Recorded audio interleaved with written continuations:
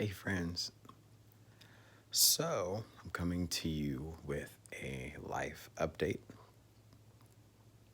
Um, it's been a week. Um, I didn't think I was going to get emotional. I've been doing a good job all week at being tough and, getting through it. I do want to say thank you to everybody for being so strong for me, for exemplifying what true strength is. Uh, I didn't really realize how much I needed people in my life. I didn't realize how important everybody is to me. I mean, on all levels. If you follow me on YouTube and you comment, or if you're in one of the Facebook groups that I participate in and you like a post, a lot of you have texted me to check if I'm okay, and people in person who were a little bit precautious on asking if I was okay. It's totally perfect to ask if I'm okay. It's totally fine to ask, how are you doing? When I know people consider the situation and reach out and just say, I'm here for you, it is like the best feeling in the world to know that there's somebody who actually cares for you. And that's all that I really would like to express to everybody, is that I've never felt so cared about in my life until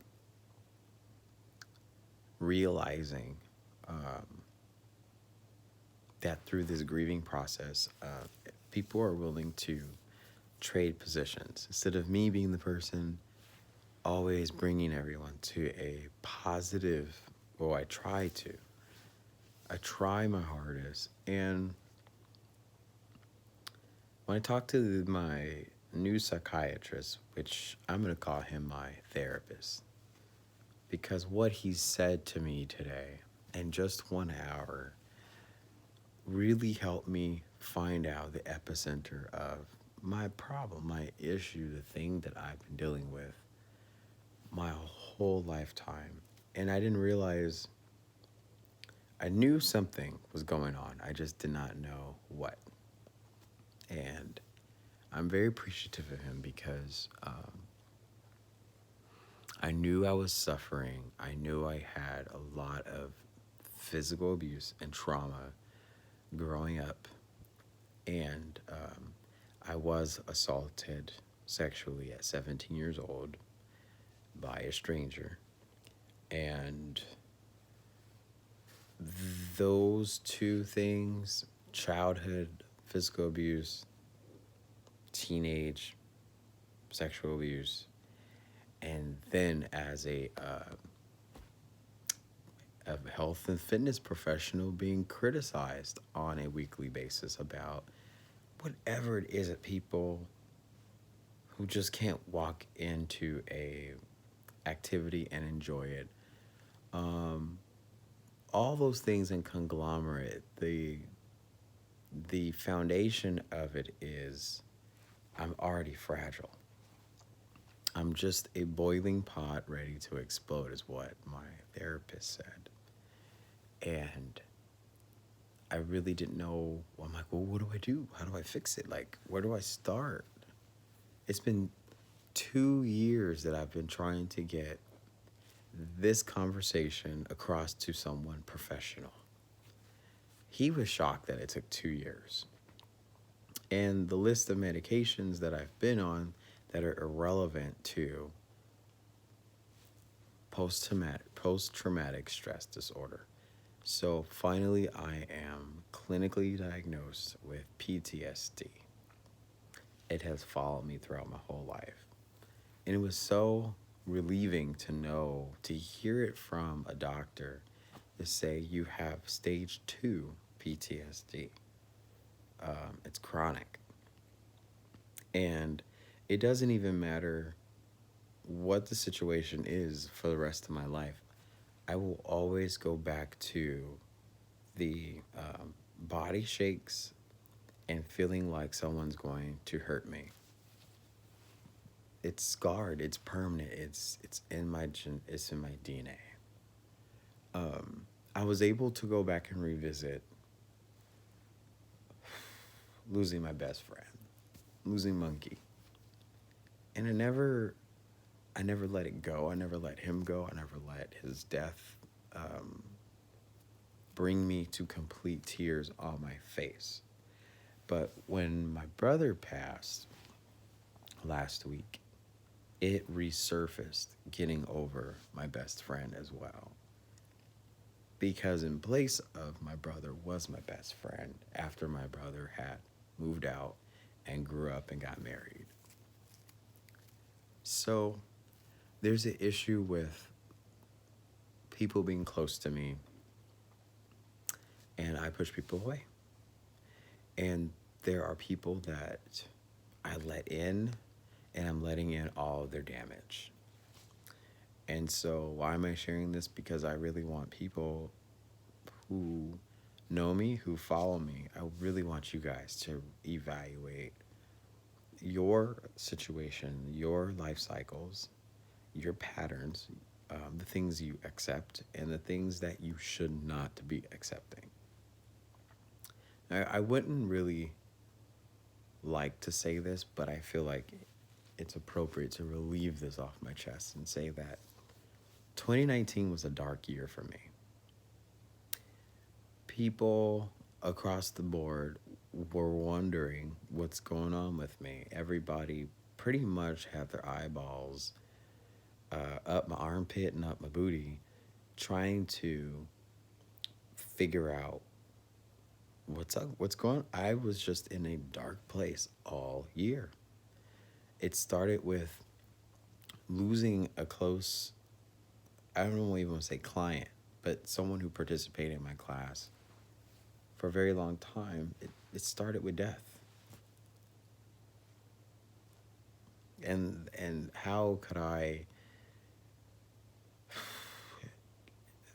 even my friend from college, Robert, my college buddy, he died the week of my birthday.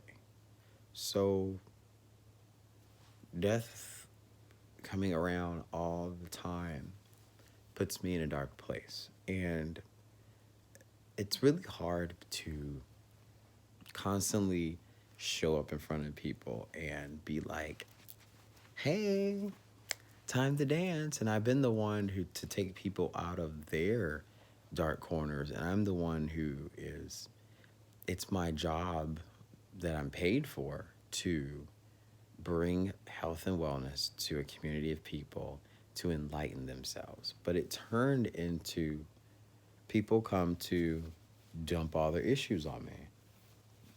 Don't worry, I'm here for it.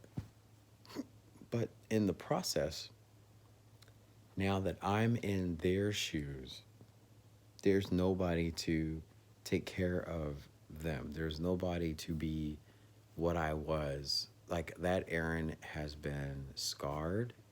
That Aaron has been removed temporarily. I can't be anything for anybody at this present moment other than myself. I need me, as people express how I am to them in my dance classes. You know, people always say, like, you're the reason why I go to the gym. You're the reason why I wake up in the morning. Well, I need to understand and learn how to be that for myself, because I don't.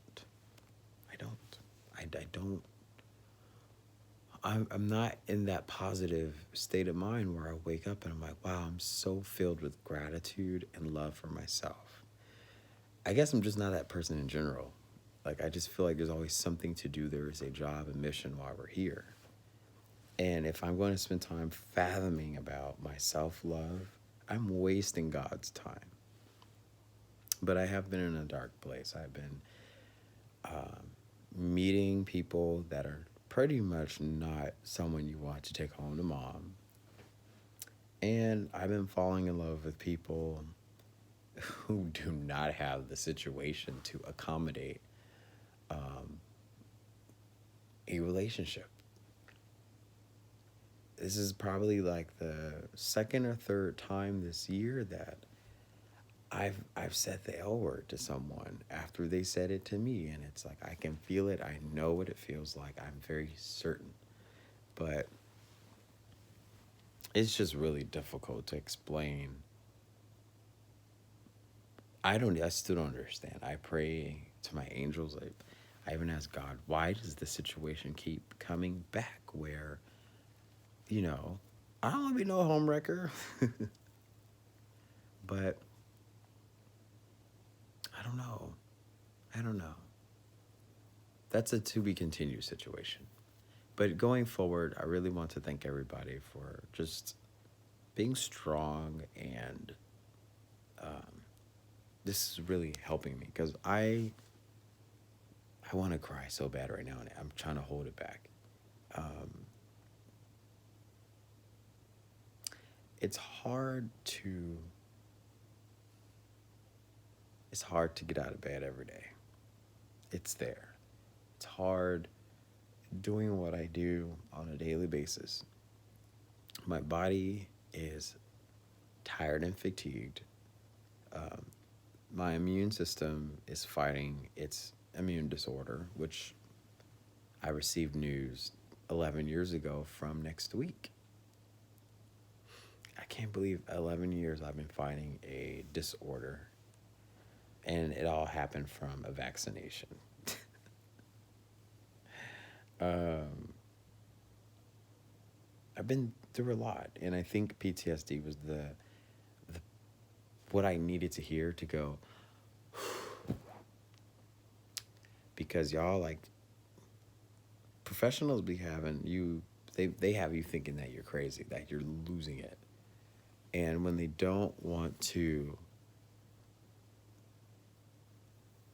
build a bond or a connection with you to help the process of understanding what you have, it makes it worse. And I always tell people, imagine sitting on this very couch and your panic attack is so awful where you feel like you have to run away from your apartment. Imagine that 2 times a week for the last 3 years. That's what I've been going through and feeling. And it's not like, oh, let me just, grab something off the shelf, to fix that. But it's nice to have, because who wants to sit in a spot and make yourself get over something when it's not going to go away? If anyone knows anxiety and panic, it has a mind of its own. It's like a hurricane. You don't know the category, how much damage is going to happen, and what the aftermath is going to look like. That's anxiety and panic attack in a nutshell. But I am hopeful, and I'm very encouraged. I'm very inspired. I want to start bridging a message to the community.